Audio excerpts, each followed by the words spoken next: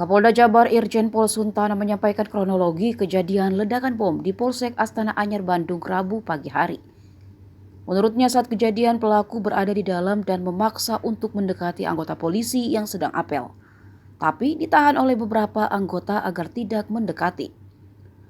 Tetapi pelaku memaksa dan mengacungkan pisau lalu tiba-tiba terjadi ledakan. Akibat ledakan itu, 11 orang menjadi korban, terdiri dari 9 anggota polisi mengalami luka dan 1 aparat meninggal dunia yakni Aibtu Sofyan.